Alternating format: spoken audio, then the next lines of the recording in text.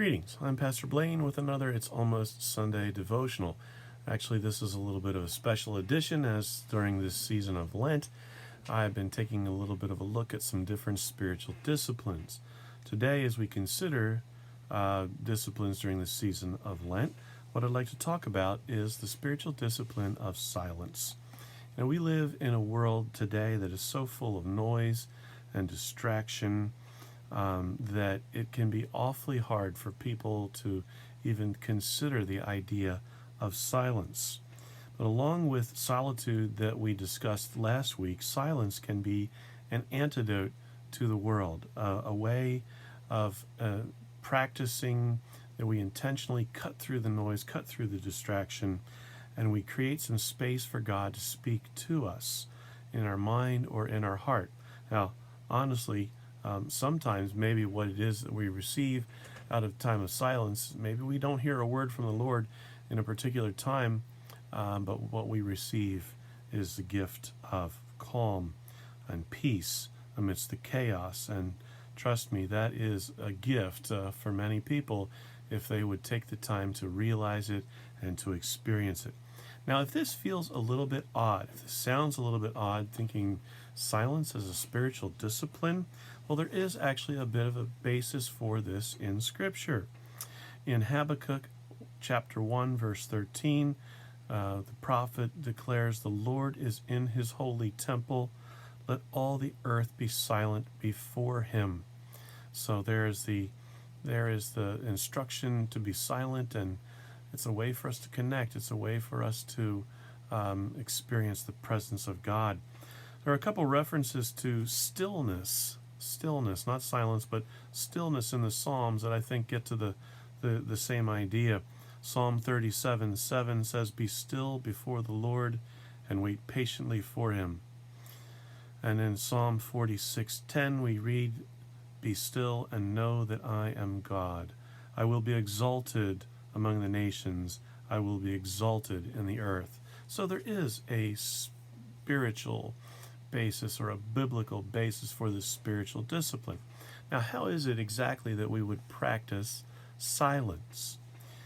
Well, there may come a time, if you become adept at this particular spiritual discipline, there may come a time with much practice that you can have a sense of silence no matter where you are. You can have a sense of detachment within, no matter your surroundings. You could be in the middle of a noisy crowd and still have a sense of silence and stillness within you if you become very adept at this practice. But for most, to practice silence as a spiritual discipline, there needs to be a place and a state of silence separate from the noise of the world. In other words, it's going to require physical action. We need to create space.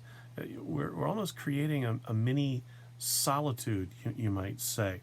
So to practice this spiritual discipline, or to practice observing silence and keeping it as a spiritual discipline, what one typically needs to do is pick a time and pick a place where you can be in control a bit, where you can turn down or really turn off the noise, where you can block out the noise of the world and simply sit and be.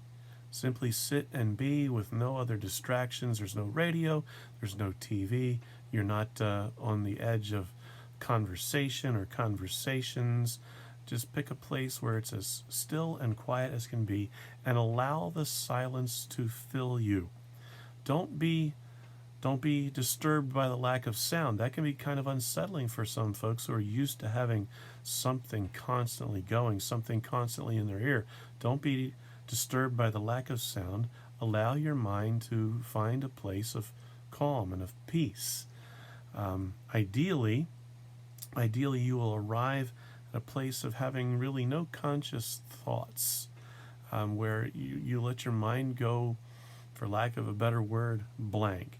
Now, there may be thoughts that come from time to time. We're not actively pursuing something, not thinking about what I need to do next, what's my store list. Try to clear your mind, quiet your mind. There still may be thoughts that come. Note them, let them go, let them pass.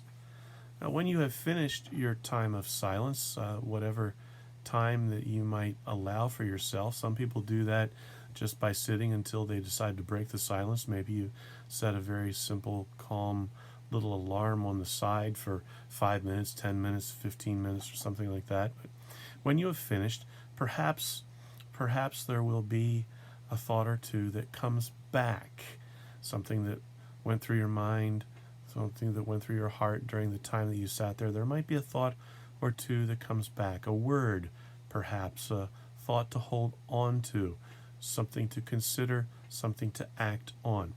It won't always be that way. You won't necessarily always come away feeling like, oh, here is a word from the Lord.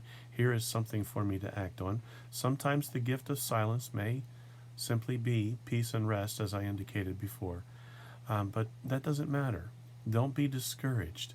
If it is silence and peace and rest, and you don't feel like you had some profound revelation, well, peace and rest can be a very precious thing for very many people in our busy, busy world today. The important thing isn't necessarily what you get out of it, but that you are giving the time to it to see what will happen, to see how God might use it. So a final note, if we want to practice the spiritual discipline of silence, it's something that we need to look at as just that, as a practice, something that you do, and then later on you'll repeat it. Maybe it's something that you do every day at a particular time. Maybe it's a couple times a week. Maybe you do it morning and evening. You need to find the rhythm that works for you, that will be beneficial to you. But the point is that the practice of silence as a spiritual discipline is just that. It's a practice that should be repeated for the fullest experience. You need to repeat it regularly.